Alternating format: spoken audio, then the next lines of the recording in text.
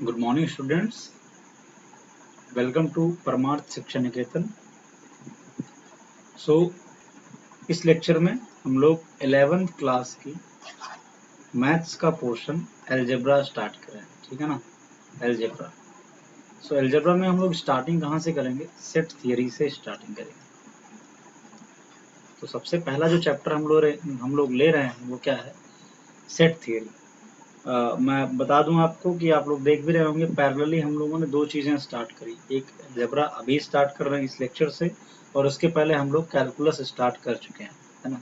Calculus में हम लोगों ने बेसिक कॉन्सेप्ट देखा है। बेसिक कॉन्सेप्ट सबके लिए सेम है, पर ज़्यादातर यूज़ हम कैलकुलस में करेंगे, ठीक है। उसको वो चल रहा है, उसमें धीरे धीरे करके जैसे ज़रूरत होगी आप लोगों को तो उसके वीडियोज़ उस पर आते रहेंगे बेसिक कॉन्सेप्ट पे, ठीक है।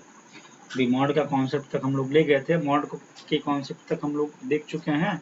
अब उसके आगे फिर हम लोग देखेंगे जैसे हमको ज़रूरत आएगी। कैलकुलस में हम लोगों ने लिमिट स्टार्ट किया है, और लिमिट का जो बेसिक डेफिनेशन है, बेसिक कॉन्सेप्ट है, बेसिक अंडरस्टैंडिंग है कि एलएचएल क्या होती है और आरएचएल क्या होती है, ठीक है।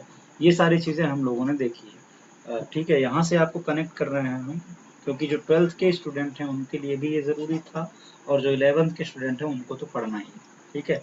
इसलिए हमने कैलकुलस स्टार्ट किया, और स्टार्टिंग से पढ़ना है, तो इसलिए स्टार्टिंग से जब कोर्स बना रहे हैं तो स्टार्टिंग से अगर आप भी देखेंगे तो आपके लिए भी बेनिफिशियल है, और जो 12th के स्टूडेंट हैं वो देखेंगे तो उनके लिए भी बेनिफिशियल है ना। और अब साथ में आपका भी जो है यहाँ भी आपका कोर्स चल रहा है, ऐसा नहीं कि कोर्स नहीं चल रहा, लेकिन फिर भी जो 11th का स्टार्टिंग हम लोग जनरली स्कूल्स में करते हैं लोग, तो एक आदत होती है कि भाई शुरुआत से पढ़ना, ठीक है।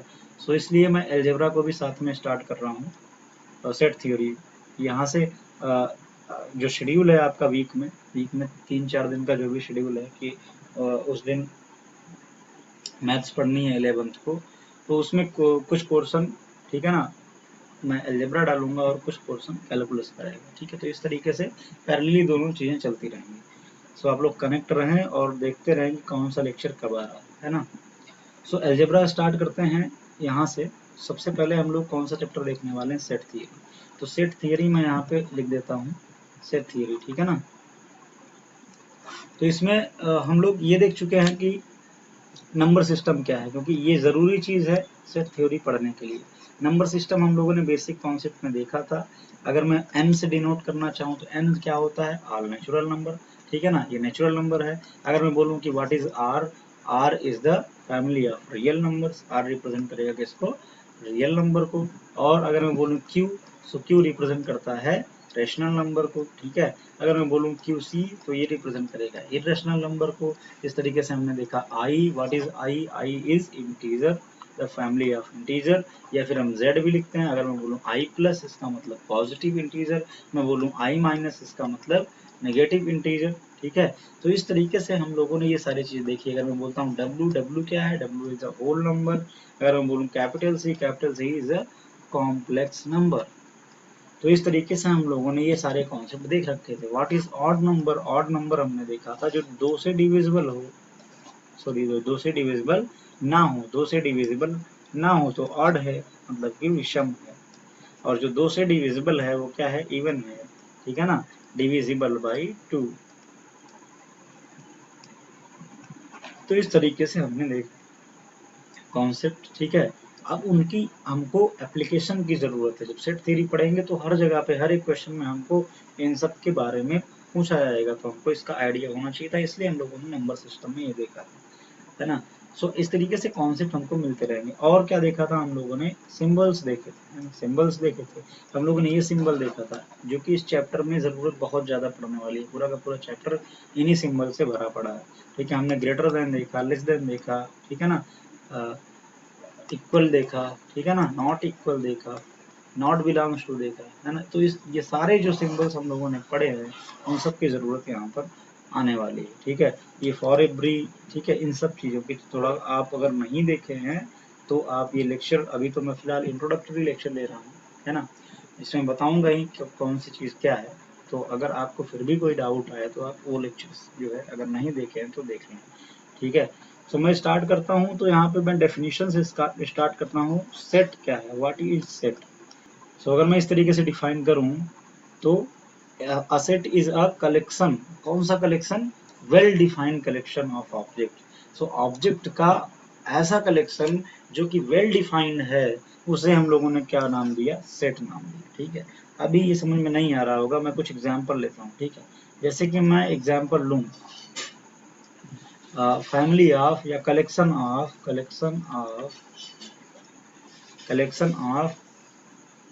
All boys having length more than 5 feet. ठीक है ना, तो उन बॉयज का कलेक्शन हमको करना है आपकी क्लास के. ठीक है ना, collection of all boys of your class. ठीक है, ऐसे तो बहुत सारे लड़के हो जाएंगे ना, अगर मैं स्पेसिफाई नहीं करूंगा तो किसको आप कलेक्ट करेंगे? सो मैंने क्या दिया? मैंने दिया collection of all boys in your class. आपकी क्लास के जो लड़के हैं, ठीक है, उनका कलेक्शन करना है, और उसमें भी उन लड़कों को इकट्ठा करना है जिनकी जो हाइट है, जो लेंथ है, वो 5 फीट से ज्यादा है. ठीक है, सो ये एक वेल डिफाइंड कलेक्शन है, क्योंकि मैंने जो प्रॉब्लम दी, जो स्टेटमेंट दिया, उसको मैंने अच्छी तरीके से डिफाइन किया. सामने वाले बंदे को कोई कंफ्यूजन नहीं होना चाहिए. अगर माइंड में कंफ्यूजन आ रहा है, इसका मतलब डेफिनेशन सही नहीं है, वेल डिफाइंड नहीं है. वेल डिफाइंड का मतलब डेफिनेशन एकदम एग्जैक्ट हो, करेक्ट हो, ठीक है ना, सही हो, क्लियर हो, तुरंत समझ में आए. तो ये आदमी क्या करेगा? ये आदमी तुम्हारी क्लास में जाएगा और बोलेगा कि वो बच्चे जिनकी हाइट 5 फीट से ज्यादा है मेरे साथ चलें. ठीक है ना, वो लड़के. तो अब जो जो 5 फीट से थोड़ा सा भी कम होगा, ये उसको निकाल देगा. ठीक, क्योंकि ये डिसाइड कर सकता है कि what will be in our set and what not will be in our set. हमारे सेट में क्या होगा और क्या नहीं होगा, ये व्यक्ति वो डिसाइड कर सकता है, क्योंकि इसको जो डेफिनेशन दी गई वो वेल डिफाइंड थी, वो एक अच्छे प्रकार से इसको बताई गई, क्लियर उसका रिप्रेजेंटेशन था. ठीक है, सो अगर कोई बच्चा बोला कि भाई मैं इस सेट में हूँ, ठीक है, और ये बोल रहा है कि नहीं तुम नहीं हो, तो ये बोल रहा है, तो ये किस तरीके से बोल रहा है, क्यों बोल रहा है? क्योंकि इसने इसकी हाइट को मेजर किया. अगर हाइट इसकी 4.9 फीट हुई होगी, तो इसने उसको अनफिट कर दिया. उसने बोला कि नहीं, ये चीज नहीं है, एक्सेप्टेबल नहीं है, हमको 5 फीट से ज्यादा वाले चाहिए. ठीक है, उससे कम वाले नहीं चाहिए. इसलिए ये पर्टिकुलर मेंबर इस ग्रुप में नहीं रहेगा, इस कलेक्शन में नहीं रहेगा. तो इस कलेक्शन को हम लोग क्या बोलेंगे? सेट. कुछ और एग्जाम्पल लेते हैं. जैसे कि मैं बात करूं, all natural numbers below less than 5. 5 से छोटी सभी प्राकृतिक संख्याएं, 5 से कम की जितनी भी नेचुरल नंबर, तो कौन नेचुरल नंबर 1 से स्टार्ट होती हैं, 1 2 3 4 5 ऐसे चलती है ना. लेकिन लेकिन क्या हुआ कि हमको 5 से कम की चाहिए, 5 से कम की चाहिए, लेस देन 5, इसका मतलब 5 भी नहीं होगा. तो 5 से कम की नेचुरल नंबर यही हो गई 4. ठीक है, सो ये है कलेक्शन. तो जब वेल डिफाइन किया गया, अच्छे से डेफिनेशन बताया गया, तभी तो तुमने ये कलेक्शन बना लिया. नहीं तो कैसे जानते कि तुम्हारे ग्रुप में 1 होगा, 2 होगा, 3 होगा, 4 होगा, 5 नहीं होगा? क्योंकि अच्छे से तुमको बताया गया. ठीक है, कि लेस देन 5 ही लेनी है, 5 को भी नहीं लेना है ना 5 से ज्यादा लेनी है. तो इसे कहते हैं कि वेल डिफाइंड डेफिनेशन जो है वो अच्छी तरीके से दी गई, कंफ्यूजन नहीं हुआ कोई. सामने वाला ये 4 नंबर लिख करके दे देगा. अब कोई पूछेगा भाई बताओ क्या 7 तुम्हारे ग्रुप में है? तुम बोलोगे नहीं है. क्यों? क्योंकि ये 5 से ज्यादा है. सो रीजन भी आपको पता होना चाहिए, कारण भी आपको क्लियर होना चाहिए. कोई कुछ पूछे तो तुरंत आप उसका आंसर दे सकें. अगर इस तरीके से इंफॉर्मेशन मिली है, सो वो क्या है? वेल डिफाइंड है. वेल डिफाइंड है तो वो क्या? सेट है. तो कुछ क्वेश्चंस लेते हैं जो आपकी बुक में दे रखे हैं, वहां से समझते हैं कि कौन सेट. एक्सरसाइज 1.1 करते हैं. ठीक है, डायरेक्ट एक्सरसाइज इसलिए कर रहा हूँ क्योंकि अभी ये डेफिनेशन पर ही क्वेश्चन है. ठीक है, तो जैसे जैसे मैं बताता चलूंगा वैसे वैसे मैं आपको क्वेश्चन कराता भी चलूंगा. अब यहाँ पे बोला जा रहा है कि which of the following are sets justify your answer. ठीक है, तो नीचे जो लिखे गए स्टेटमेंट हैं उनमें कौन कौन सेट हैं और कौन नहीं है, इसको बताओ और जस्टिफाई करो अपने आंसर को. या आप जो आंसर दे रहे हो वो आ, आ, किस तरीके से सही है. ठीक है, सो पहला जो कलेक्शन दे रखा है वो क्या दे रखा है? Collection of all the months of a year beginning with the letter J. तो हमको यहाँ पर क्या बोला जा रहा है, हमको बोला जा रहा है कि जो हमारा ईयर है, कंप्लीट ईयर जो होता है उसमें कितने मंथ्स होते हैं, 12 मंथ्स होते हैं। तो हमको क्या है, एक कलेक्शन बनाना है इस तरीके से कि हमारे कलेक्शन में क्या हो, हमारे कलेक्शन में केवल वो मंथ्स आए जिनकी स्टार्टिंग जे लेटर से होती है। तो जे से क्या होता है, जनवरी, जे से क्या होता है, जून, जे से क्या होता है, जुलाई। इसके अलावा क्या और भी कोई मंथ्स हैं, नहीं है। तो हम क्या करेंगे, कलेक्शन बना लेंगे, बोलेंगे भाई हमारे कलेक्शन में जून आएगा, हमारे कलेक्शन में जुलाई आएगा, हमारे कलेक्शन में जनवरी आएगा। इस 3 के अलावा कोई नहीं आएगा, क्योंकि बोला जा रहा है कि स्टार्टिंग जो हो वो विद लेटर जे हो, जे लेटर के साथ हो। ठीक है, सो हम क्लियर हैं, हमने तुरंत जो है बिना कंफ्यूजन के ये 3 चीजें लिख करके दे दी। ठीक, सो ये जो कलेक्शन है वो क्या है, वेल डिफाइंड है, क्योंकि वेल डिफाइंड है तभी हम लोगों ने सारे एलिमेंट्स को अच्छे से समझ लिया, अच्छे से देख लिया कि कौन कौन हमारे ग्रुप में होगा, कौन कौन नहीं होगा। अब मुझसे कोई बोले कि भाई अप्रैल भी होगा, तो मैं उसको क्लियरली बोलूंगा कि नहीं होगा। क्यों नहीं होगा, क्योंकि अप्रैल जो है वो ए से स्टार्ट होता है, जे से नहीं। तो यहाँ पर हमको जो डेफिनेशन मिली है वो एकदम क्लियर मिली है ना, कि जो है वो जे लेटर से स्टार्ट होना चाहिए। तो इस तरीके से हम वेल डिफाइंड के कॉन्सेप्ट को समझते हैं कि what is well defined and what is not. Okay, तो इसी तरीके से दूसरा क्या था, collection of 10 most talented writers of India. तो ये भी, ये अगर ये ग्रुप की मैं बात करूं, 10 मोस्ट टैलेंटेड, तो मोस्ट टैलेंटेड होना ये अपने आप में वेल डिफाइंड नहीं है। क्यों, क्योंकि ये जो है किसी के रिस्पेक्ट में देखा जाता है। दूसरा तरीका ये सोचना है क्या है, कि किसी एक व्यक्ति को अगर बोला जाए कि तुम जो है एक कलेक्शन बनाओ, लिस्ट बनाओ 10 मोस्ट टैलेंटेड, तो वो दूसरी लिस्ट बनाएगा। ठीक है, उसके हिसाब से जो टैलेंटेड होगा उसको वो मेंशन करेगा। ठीक है, उसने जिसके बारे में पढ़ रखा है उसके अकॉर्डिंग करेगा। ठीक है, और किसी और को हम बोलेंगे तो वो जो है अपने अकॉर्डिंग करेगा, उसको जो बेस्ट लगता है वो देगा। सो यहाँ पर क्या होगा ना, यहाँ पर जो है वो क्लैशेस हो सकते हैं, किसमें, आइडियाज में।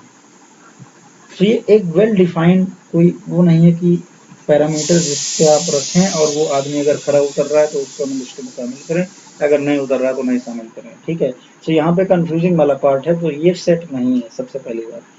ठीक है, एक एग्जांपल और लेते हैं, जैसे मान लो लास्ट में क्या दिया गया है, द कलेक्शन ऑफ, अगर मैं यहाँ पर बोलूँ,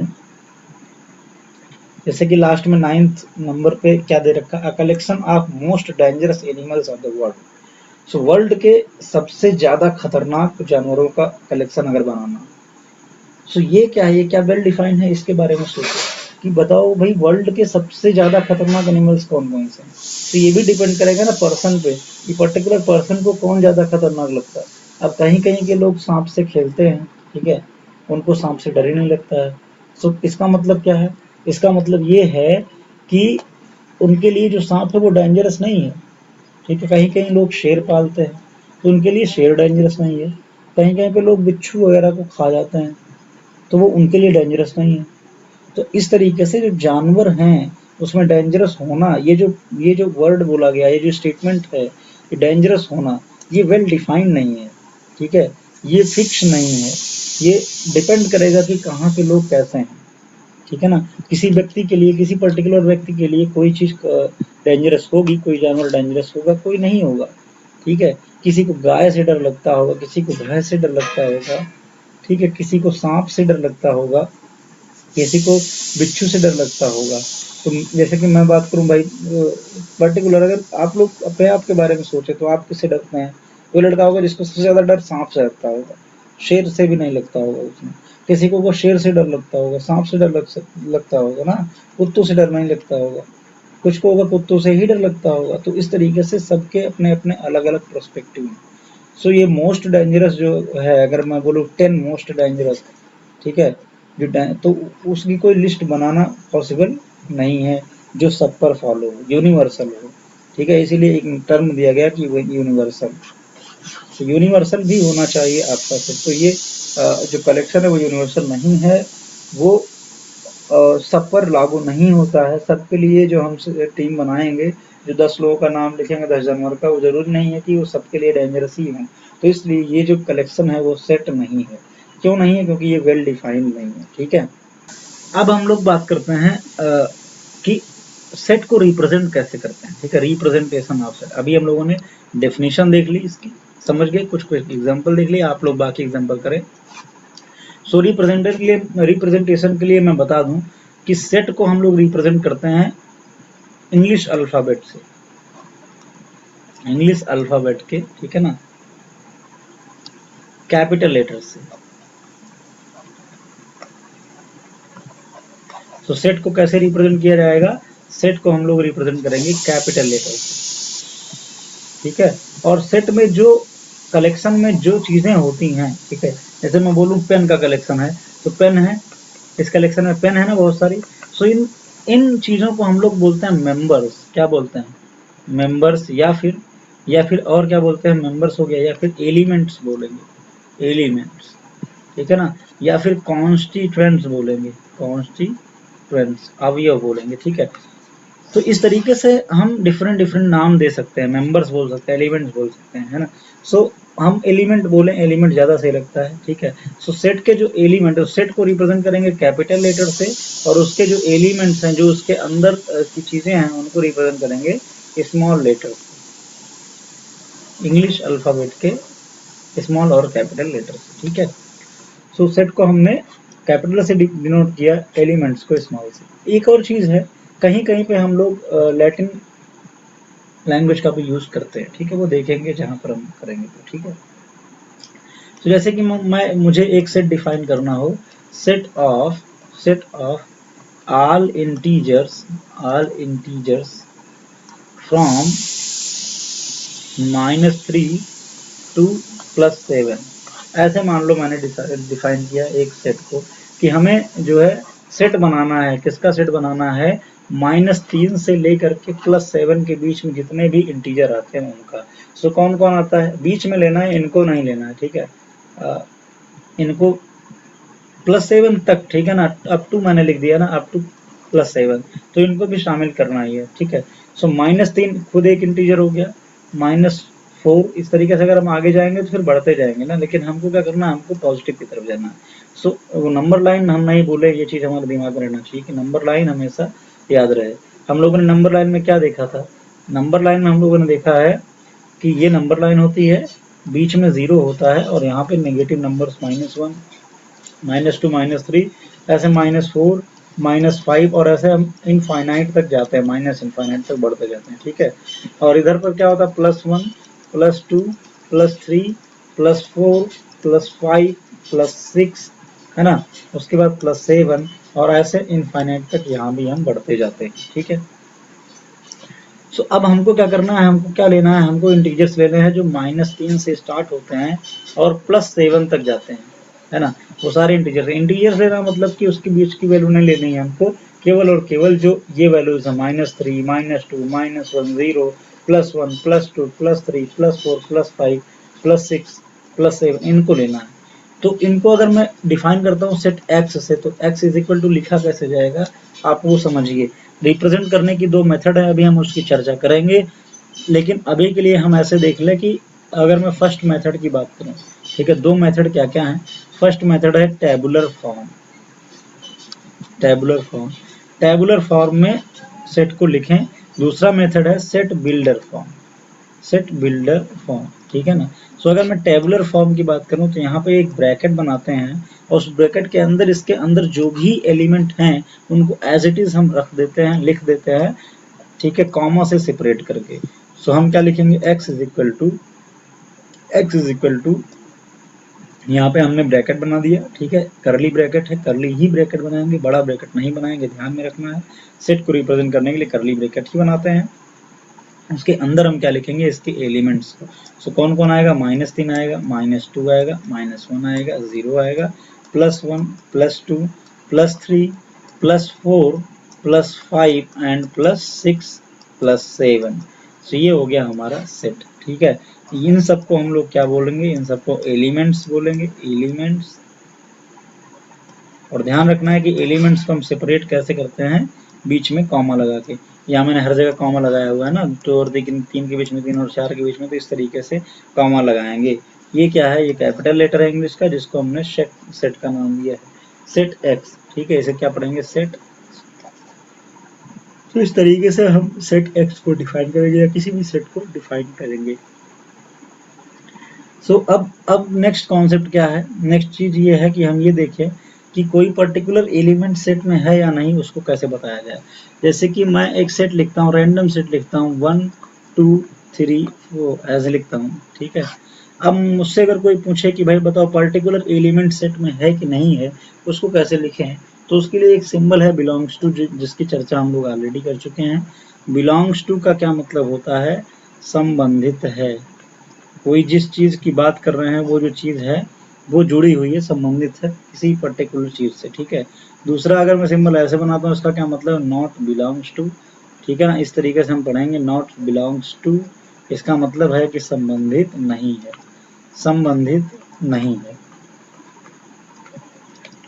ठीक है। सो अगर यहाँ पर हम बात करें कि कौन जुड़ा हुआ है कौन जुड़ा नहीं है, कौन इस ग्रुप में है हमारे, कौन नहीं है, ठीक है। इसके लिए अगर मैं क्वेश्चन बनाऊं, छोटे छोटे क्वेश्चन हैं, एनसीईआरटी में दूसरा क्वेश्चन भी दे रखा है इस तरीके से। तो यहाँ पर क्वेश्चन क्या है, क्वेश्चन ये है कि अगर मैं ऐसे लिखता हूँ कि बताओ भाई तीन, तीन हमारे सेट ए में है कि नहीं, तीन और ए के बीच में ऐसे डॉट डॉट लिखा हुआ है। सो इस डॉट के प्लेस पर क्या भरा जाएगा, ये आप मुझे बताएं। तो इस डॉट के प्लेस पे हम क्या भरेंगे, भाई हम देखते हैं तीन है कि नहीं है, हमको मिल गया तीन, हम बोलेंगे तीन इज बिलोंग्स टू ए से संबंधित है, तो हम लिखेंगे इज बिलोंग्स टू ए का फॉर्म वो बना देंगे सिंबल। इसका मतलब क्या हो गया, इज बिलोंग्स टू, हम क्या पढ़ेंगे, थ्री इज बिलोंग्स टू ए, ठीक। अगर मैं बोलूं भाई सेवन, सेवन है इस ग्रुप में नहीं है, तो हम क्या लिखेंगे, हम देख रहे हैं कि सेवन जो है हमारे ग्रुप में नहीं है, 1 2 3 4 के अलावा कुछ नहीं है, सेवन हमारे ग्रुप में नहीं है, तो हम क्या लिखेंगे, सेवन, और यहाँ पर क्या लिखेंगे, ए, ठीक है। Seven is not belongs to A, जो सेवन है वो ए में नहीं है। तो ये कुछ छोटी छोटी प्रॉब्लम्स थी, इसको आप कर लेंगे, ठीक है। मैं नेक्स्ट कॉन्सेप्ट की तरफ प्रोसीड करता हूँ। नेक्स्ट कॉन्सेप्ट ये है,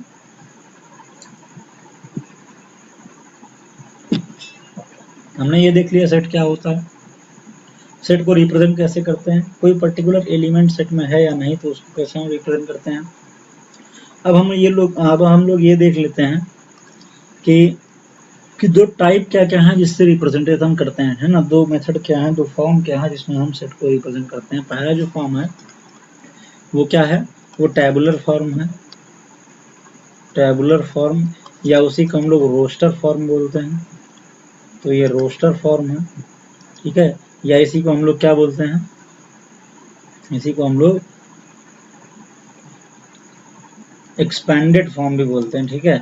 सबसे बड़ा जो विस्तार रूप है, ठीक है ना, सबसे बड़ा अगर हम कहीं लिख सकते हैं तो इसी रूप में लिख सकते हैं, ठीक है। फिलहाल इसकी जरूरत नहीं है, हम ये याद रखेंगे टैबुलर और रोस्टर दोनों एक ही चीजें हैं जो मैं बताने वाला हूँ। इसमें क्या करते हैं, सेट का नेम लिख देते हैं, इक्वल लगाते हैं और ब्रैकेट लगाते हैं, करली ब्रैकेट, और उसके अंदर इसके एलिमेंट्स को लिख देते हैं, ठीक है, separated with comma, separated with comma, ठीक है ना, इस तरीके से। दूसरा मेथड है सेट बिल्डर फॉर्म, दूसरा जो फॉर्म है वो है सेट बिल्डर फॉर्म। अब इसमें क्या पढ़ते हैं, इसमें हम लोग क्या करेंगे, सेट का नेम लिखेंगे, सेट का नेम यहाँ भी लिखा जाएगा, सेट नेम लिख दिया, उसके बाद इक्वल लगाएंगे, फिर यही वाला करली ब्रैकेट बनाएंगे, और यहाँ पे लिखेंगे एक्स सच दैट एक्स, ठीक है ना, उसके बाद एक्स की प्रॉपर्टी, और उसके बाद क्लोज कर देंगे। प्रॉपर्टी के बाद यहाँ पे कंडीशन भी होती है, मैं उसका एक फॉर्मेट ही बना देता हूँ, है ना। यहाँ पे एक कंडीशन भी होती है। सो प्रॉपर्टी के बाद हम लोग कंडीशन लिखते हैं, उसके बाद हम ब्रैकेट क्लोज करते हैं। तो ये पूरा का पूरा फॉर्मेट है। सो ये जो हम लोगों ने अभी देखा, ये क्या है, ये रिप्रेजेंटेशन है किसका, सेट का, सेट बिल्डर फॉर्म में। तो सेट बिल्डर फॉर्म में क्या हुआ, सेट बिल्डर फॉर्म में हमने लिखा एक्स सच दैट एक्स, इसको कैसे पढ़ेंगे, x is such that, x is such that, ठीक है ना, x is dot dot dot, आगे जो भी लिखा है उसकी प्रॉपर्टी, ठीक है। X is such that x is dot dot dot, ठीक है। तो इस तरीके से हम लोग, ठीक है ना, तो इस तरीके से हम लोग प्रॉपर्टी, जैसे कि अब मैं बात करूं, मैं मान लो कि यहाँ पे लिखा हुआ है। इसमें कन्वर्जन पूछा जाता है, आपको रोस्टर फॉर्म में देगा, आप बोलोगे सेट बिल्डर में कन्वर्ट करो, सेट बिल्डर में दिया होगा बोलेगा रोस्टर में कन्वर्ट करो। सेट बिल्डर में जब भी दिया है, ठीक है ना, तो कन्वर्ट करना बहुत इजी है, क्योंकि डायरेक्ट जो ये बोल रहा है सेट बिल्डर में जो प्रॉपर्टी हमको मालूम है उसी प्रॉपर्टी के बेसिस पे तुम ग्रुप में रख दो, वैल्यूज निकल आएंगे तुरंत। तो ये तो कोई दिक्कत वाली बात नहीं है कि सेट बिल्डर से हमको रोस्टर में आना हो। प्रॉब्लम तब होती है जब हम रोस्टर से सेट बिल्डर में जाते हैं तब, क्योंकि रोस्टर में जो हमको एलिमेंट्स दिख रहे हैं उन्हीं एलिमेंट्स को देख करके हमको प्रॉपर्टी समझनी है, और उसके बाद क्या है, प्रॉपर्टी लगा करके हमको इस फॉर्म में लिखना है। ठीक, जैसे कि मैं अगर सिंपल सी बात करूं, जैसे कि मैं ऐसे एक सेट डिफाइन करता हूँ, x इज इक्वल टू 1, ठीक है, 1/2, 2/3, 3/4, 4/5, 5/6, ऐसे इनफाइनाइट तक। ये किस में दिया है, ये रोस्टर फॉर्म में दिया, क्योंकि यहाँ पर एक अल्फाबेट लिखा हुआ है, इक्वल लगा है, ब्रैकेट लगा है, उसके अंदर एलिमेंट्स लिखे हैं। तो ये क्या है, टेबुलर रिप्रेजेंटेशन है, रोस्टर रिप्रेजेंटेशन है। अब यहाँ से हमको सेट बिल्डर फॉर्म में जाना है, तो क्या करेंगे, सो स्टेप यही है कि आप सबसे पहले जो है, आप सबसे पहले ये देखें कि इनमें कॉमन प्रॉपर्टी क्या है। सो यहाँ से देखने के डायरेक्ट समझ में आ रहा है कि ये 1 है तो ये 2 है, ये 2 है तो ये 3 है, 3 है तो ये 4 है, ये 4 है तो ये 5 है। और इसमें भी ये सीरियल चल रहा है कि जहाँ पर ये इंडोरा वहीं शुरू हो रहा है, जहाँ इंडोरा वहीं शुरू हो रहा है, जहाँ इंडोरा वहीं शुरू हो रहा है। यानी कि कंटिन्यूस ऐसे फ्रैक्शन हम लिखते जा सकते हैं, जिसमें ऊपर वाला जो फ्रैक्शन है वो कम होगा और नीचे वाला फ्रैक्शन एक ज़्यादा होगा। और ये जो n की वैल्यू है वो नेचुरल नंबर हमको मिली, n की जो वैल्यू है वो नेचुरल नंबर मिली, 1 मिली, 2 मिली, 3 मिली, 4 मिली, ऑल इज क्या है, ये सारी की सारी नंबर्स क्या है, नेचुरल नंबर हैं। ठीक है, तो इस तरीके से हमको प्रॉपर्टी मिल गई कि ये जो नंबर्स हैं, जो एलिमेंट्स हैं, वो किस फॉर्म के हैं, n upon n plus 1 form के हैं। तो हम इसको कैसे डिफाइन करेंगे, इसको डिफाइन करेंगे x is equal to, x is such that x is equal to n upon n plus 1 where n belongs to n। n जो है वो नेचुरल नंबर है, प्राकृतिक संख्या है। ठीक है, इस तरीके से हमने डेफिनेशन दे दी, हो गया हमारा काम। हमको जो है एलिमेंट्स को रिप्रेजेंट करना नहीं पड़ा। तो ये कौन सा मेथड है, ये है set builder form. Set builder form क्यों बोला जा रहा है इसको, क्योंकि जब हम सेट को बनाते हैं, सेट की डेफिनेशन जब बनाई गई तो वो इसी प्रॉपर्टी को सोच करके ही बनाई गई, the collection of the object that have this property. ठीक है, अगर भाई किसी को बताना होगा तो ऐसे ही बताओगे, अब इसका कलेक्शन मान लो तुमको ओरल बताना हो किसी को ये क्या है, तो तुम क्या बताओगे, भाई ऐसी नंबर्स का कलेक्शन है जिसमें जो न्यूमरेटर है, जो अंश वाला भाग है वो कम है और हर वाला भाग उससे एक ज्यादा है, और इसमें भी जो ये अंश वाला स्थान है, यहाँ पर जो संख्याएं आ रही हैं वो प्राकृतिक है, वो नेचुरल नंबर है। ठीक है, तो प्रॉपर्टी तो बताओगे ही, तो प्रॉपर्टी बता करके ही सेट बनाया गया है, इसीलिए इस मेथड को हम लोग या इस फॉर्म को हम लोग सेट बिल्डर फॉर्म बोलते हैं। ठीक है, क्योंकि यहाँ से सेट की एक्चुअल डेफिनेशन हमको समझ में आती है। तो जैसे कि यहाँ के लिए था, हमने डायरेक्टली इसकी प्रॉपर्टी बता दी कि ऐसा है, ये सेट है। ठीक है, तो इस तरीके से हम लोग सेट बिल्डर फॉर्म में रिप्रेजेंट करेंगे, यहाँ पर टेबुलर फॉर्म में रिप्रेजेंट करेंगे, और उनके बीच में आपस में इंटर कन्वर्जन भी देखेंगे कि अगर टेबुलर फॉर्म में दे रखा है उसको सेट बिल्डर में कन्वर्ट करें, और सेट बिल्डर फॉर्म में दे रखा है तो उसको टेबुलर में कन्वर्ट करें। ठीक है, सो आप ये एक्सरसाइज में जो क्वेश्चन है इन पर उसको सॉल्व करने की कोशिश करें। ठीक है, ठीक है ना, जैसे कि यहाँ पे दूसरा क्वेश्चन देखते हैं एक्सरसाइज में, आपके दूसरा क्वेश्चन क्या है, तो दूसरा क्वेश्चन जो है वो क्या, let A is equal to 1 2 3 4 5 6, insert the appropriate symbol belongs to और not belongs to in the blank spaces. तो सेम क्वेश्चन है जो मैं कराया था अभी वैसे ही, कि यहाँ पे एक सेट दे रखा है और कुछ नंबर्स के बारे में पूछ रहा है, कौन इसमें है कौन नहीं है, तो जो है वहाँ बिलोंग्स टू, जो नहीं है नॉट बिलोंग्स टू लगा देंगे। ठीक है, काम हो जाएगा। उसको थर्ड क्वेश्चन क्या दे रखा है, write the following set in roster form. तो ये जो है सेट बिल्डर फॉर्म में लिखे हुए, इसको रोस्टर फॉर्म में लिखना है। ठीक है, तो मैं यहाँ पर जैसे कि अब यहाँ पे देखा जाए, x such that x is an integer and x is between -3 and 7। तो x जो है वो इस प्रकार है कि x जो है वो एक इंटीजर है और ये -3 से बड़ा है, इक्वल नहीं लगा है तो -3 के इक्वल नहीं लेंगे, और 7 से छोटा है।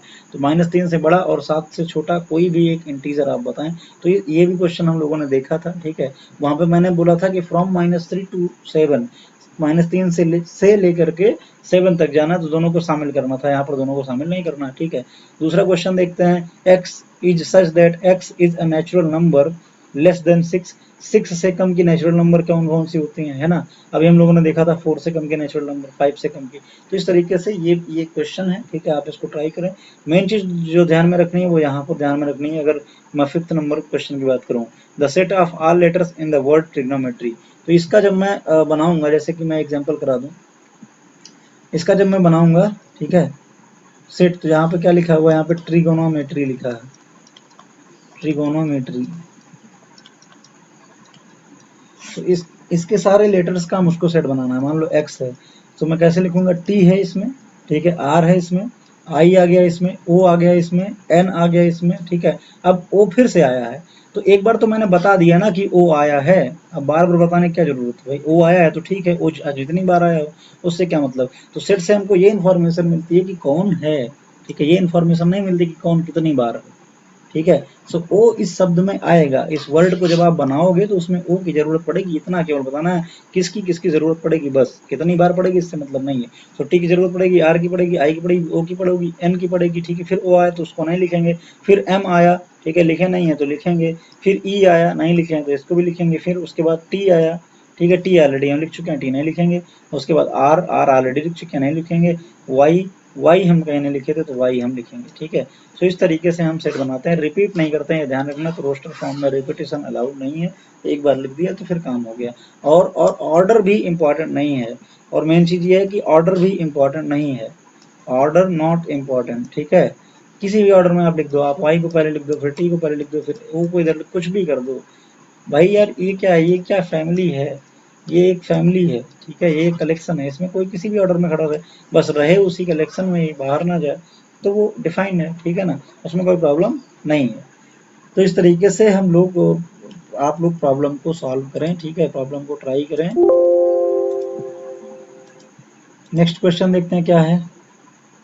Write the following sets in set builder form. तो यहाँ पे रोस्टर फॉर्म में दे रखा है, सेट बिल्डर में कन्वर्ट करना है। List all elements of the following set. तो ये क्या है, ये सेट बिल्डर फॉर्म में दे रखा है, इसको भी रोस्टर फॉर्म में करना है, वही सेम क्वेश्चन है इसके पहले वाला, ठीक है। यहाँ पर देखो 6 में क्या दे रखा है, 6 में बोला जा रहा है कि एक तरफ जो है रोस्टर फॉर्म दिया गया, एक तरफ जो है सेट बिल्डर फॉर्म दिया गया है ना। अब आप क्या करो, इनको मिलान करो, ठीक है, मिलाओ, मैच करो कि कौन किससे मैच करेगा। सो कुल मिलाकर के इस एक्सरसाइज में आपको क्या करना है, केवल ये देखना है कि बिलोंग्स टू का यूज कैसे कर रहे हैं, ठीक है, नॉट बिलोंग्स टू का यूज कैसे कर रहे हैं, सेट को कैसे रिप्रेजेंट किया जाता है, सेट की डेफिनेशन क्या है, ठीक है, रोस्टर फॉर्म में कैसे लिखते हैं और सेट बिल्डर फॉर्म में कैसे लिखते हैं, और उनके बीच में आपस में कन्वर्जन कैसे करते हैं, ठीक है। तो आप लोग इस एक्सरसाइज को लगाने की कोशिश करें। 6 क्वेश्चन हैं छोटे छोटे, आप इनको सॉल्व करें। जिनके पास आर डी शर्मा की बुक हो अपनी बुक से सॉल्व करें, इसको भी सॉल्व करें, ठीक है। आप जितने क्वेश्चन कर सकते हैं उतने क्वेश्चन करें, और इस तरीके से हम लोग एक्सरसाइज के अकॉर्डिंग जितना किसी एक्सरसाइज में नीडेड होगा, ठीक है, या जितना हम एक लेक्चर में कवर कर पाएंगे उतने पर मैं एग्जाम्पल्स करा दूंगा, ताकि आपको प्रॉब्लम करने के लिए, ठीक है, कुछ क्वेश्चंस रहें आपके पास, ठीक है। सो मिलते हैं नेक्स्ट लेक्चर में, जिसमें हम लोग आगे की बात करेंगे टाइप्स ऑफ सेट वगैरह, ठीक है, ओके।